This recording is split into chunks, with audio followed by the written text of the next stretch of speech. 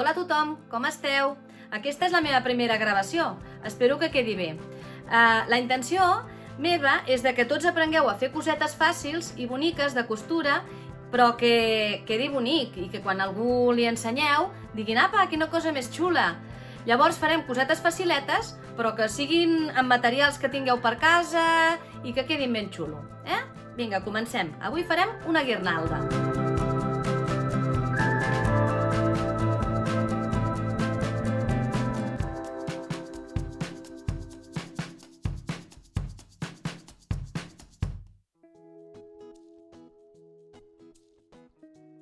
Us explicaré els materials que necessiteu. Robes que tingueu retallets o el que sigui, heu de fer-vos un patronet amb la mida que us sembli. Jo he fet un cor, però podeu fer una estrella, un núvol, una forma. Val? I amb aquest patró aneu tallant diferents robes. En necessiteu, jo en aquest cas he fet 6, 2 de cada manera. I cada una d'un color jo he fet. Llavors necessiteu cintes primetes perquè ens serviran en acabat per lligar.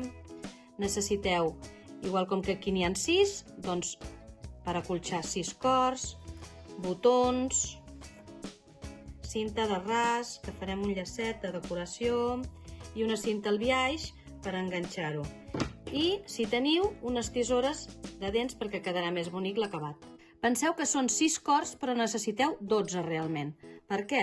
Perquè necessiteu posar un per cada costat. Amb una banda l'estampat, aquí l'acolxat i després l'altra banda, que quedin els dos del dret, amb el dibuixet. Col·loqueu una peça de cada costat, entremig l'acolxat i la cinta, perquè ara cosireu a 1 centímetre del canto i ho pugueu agafar tot junt a la vegada. En compte, donant tota la volta, subjectant ara el que és la cinta, tot al voltant del cor o de la forma que hagueu fet fins al final. Tot seguit aneu retallant amb molt de cuidado amb les tisores aquestes que tenen dentetes i vigilant sobretot, fent meitat i meitat, de no tallar el que és la cinta, que està just al centre. Molt de cuidadet, així, si convé, amb cuidado, retalleu la part central. Veieu? I us ha de quedar així.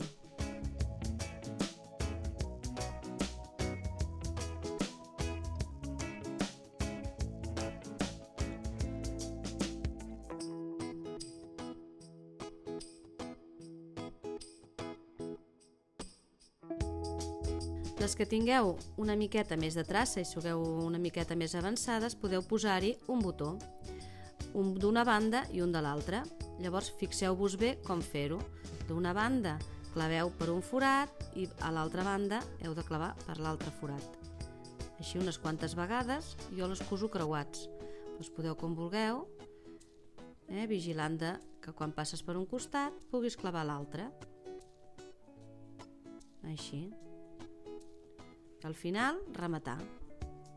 Però això només si teniu bastanta traça, si no també hi pot quedar perfectament igual sense el botó.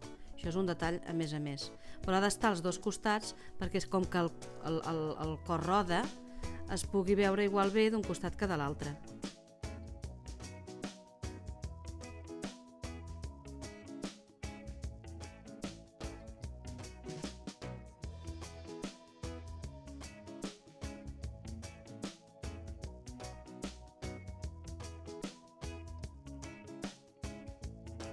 Per fer la llaçada, heu de fer que les dues orelletes de la llaçada quedin més o menys igual, petitones i mones.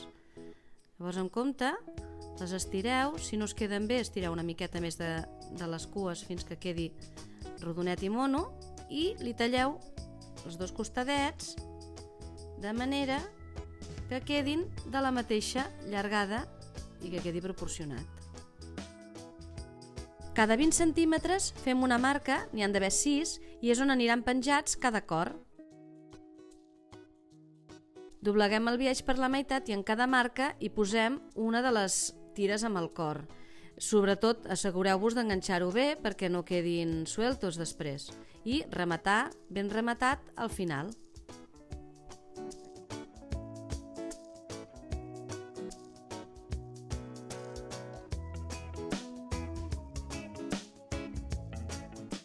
Si domineu la màquina, ho podeu cosir la llaçada en el biaix amb una puntada a màquina.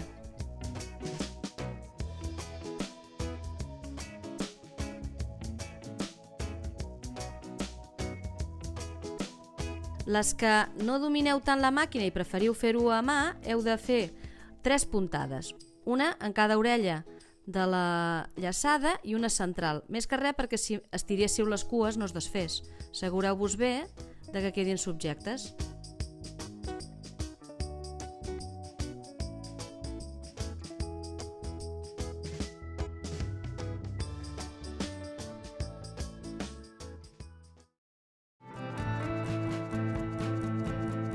Si heu seguit tots els passos, us quedarà així de bonica. Espero que us hagi agradat i que us hagi quedat molt bé.